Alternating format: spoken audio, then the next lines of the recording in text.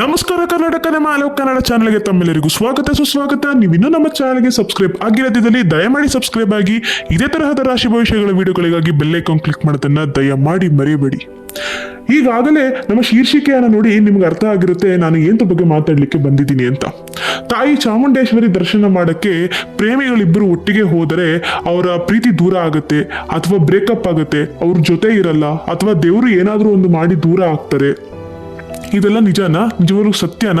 ನಾವು ಇದರ ಕುರಿತಾಗಿ ತುಂಬ ಕಥೆಗಳನ್ನ ಕೇಳ್ಪಟ್ಟಿದ್ದೀವಿ. ಅದರಲ್ಲಿ ಒಂದು ನಿಮ್ಮೆಲ್ಲರಿಗೂ ಗೊತ್ತಿರುತ್ತೆ, ಅದನ್ನು ನಾನು ಮತ್ತೆ ಹೇಳ್ತೀನಿ.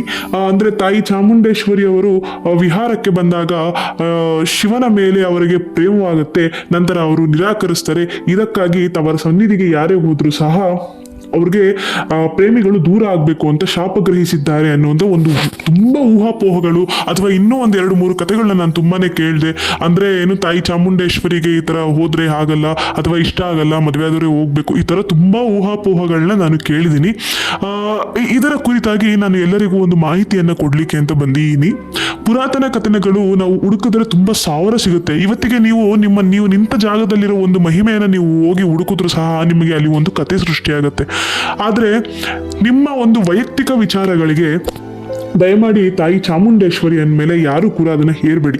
ಯಾಕೆ ಅಂತ ಹೇಳ್ತೀನಿ ಕೇಳಿ. ನಿಜವಾಗ್ಲೂ ನೀವು ಪ್ರೇಮಿಗಳಾಗಿದ್ದಾರೆ, ನಿಜವಾಗ್ಲೂ ಒಬ್ರ ಜೊತೆ ಜೀವನ ಮಾಡಬೇಕು ಅಂತ ನೀವೇನಾದ್ರೂ ತುಂಬಾ ಖುಷಿಯಿಂದ ಇದ್ರೆ, ನಿಮ್ಗೆ ಯಾವತ್ತೂ ಯಾವ ದೇವರೇ ಆಗ್ಲಿ, ನಿಮ್ಮ ತಂದೆ ತಾಯಿನೇ ಆಗ್ಲಿ, ನಿಮ್ಮ ಬಂಧು ಮಿತ್ರರೇ ಆಗ್ಲಿ, ಯಾರೂ ಸಹ ನಿಮ್ಮ ದೂರ ಮಾಡೋಕ್ಕಾಗಲ್ಲ.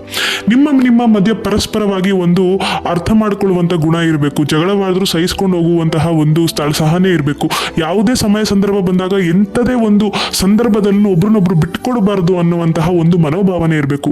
ಈ ಮನೋಭಾವನೆಯನ್ನ ಕಲಿತುಕೊಳ್ಳದಂತಹ ಎಷ್ಟೋ ಜನಗಳು ಪ್ರೇಮಿಗಳು ತಾಯಿ ಚಾಮುಂಡೇಶ್ವರಿ ದರ್ಶನ ಕೊಟ್ಟೋದ್ರೆ ದೂರ ಆಗ್ತಾರೆ ಅಂತ ತುಂಬಾ ಊಹಾಪೋಹಗಳನ್ನ ಹಾಕ್ತಾರೆ.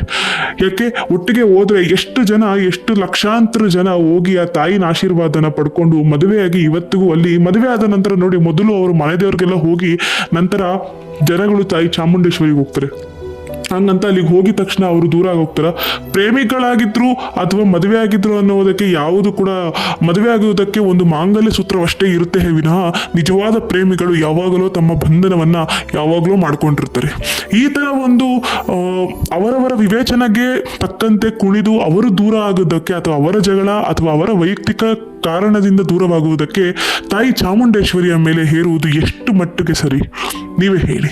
ಪುರಾತನ ಕಥೆಗಳು 1000 ಇರ್ಬೋದು. ಹಂಗಂತಹ ಆತರ ಹೇಳಿದ ತಕ್ಷಣನೇ, ಹೋಗಿದ ತಕ್ಷಣನೇ ಎಲ್ಲರೂ ದೂರ ಆಗೋಗ್ತಾರೆ.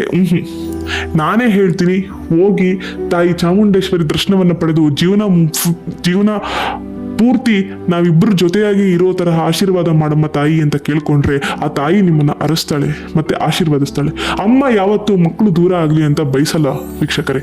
ಅದೇ ತರಹನೇ ತಾಯಿ ಚಾಮುಂಡೇಶ್ವರಿ ಯಾವತ್ತೂ ಇಬ್ರು ದೂರ, ನಾವು ದೇವರ ಹತ್ರ ಹೋಗೋದು ಎಂತಕ್ಕೆ? ನಮ್ಮ ಬಂಧನವನ್ನ ಗಟ್ಟಿಯಾಗಿರಿಸಿ ಅಂತ ಕೇಳೋದಕ್ಕೆ. ಆದ್ರೆ ಆ ಬಂಧನವನ್ನ ತಾಯಿ ಮುರಿಯುವಷ್ಟು ಕಟಿಕ ಮನಸ್ಸಾಗ್ತಾಳ. ಇದನ್ನ ನೀವು ಯೋಚನೆ ಮಾಡಿ ಅಂತ ಹೇಳ್ತಾ, ಇದೇ ತರಹದ ವಿಡಿಯೋಗಳಿಗಾಗಿ ನಮ್ಮ ಪೇಜ್ನ ಫಾಲೋ ಮಾಡಿ. ಮತ್ತು ಯಾರು ಈ ರೀತಿಯಾಗಿ ನಾವು ಪ್ರೇಮಿಗಳಾಗಿ ಹೋಗ್ಬಿಟ್ರೆ ದೂರ ಆಗ್ಬಿಡ್ತೀವಿ ಅಂತ ಭಯದಲ್ಲಿ ತಾಯಿ ದರ್ಶನಕ್ಕೆ ಹೋಗಿರಲ್ವೋ, ದಯಮಾಡಿ ಅವ್ರಿಗೆ ಇದನ್ನ ಶೇರ್ ಮಾಡಿ. ಯಾಕಂದ್ರೆ ಅಮ್ಮ ಮಕ್ಕಳ ಮೇಲೆ ಯಾವತ್ತೂ ಈ ತರ ಕೋಪವನ್ನು ಮಾಡ್ಕೊಳ್ಳಲ್ಲ ಅಂತ ಹೇಳ್ತಾ, ಧನ್ಯವಾದಗಳು ಸ್ನೇಹಿತರೆ. ಶುಭ ದಿನ.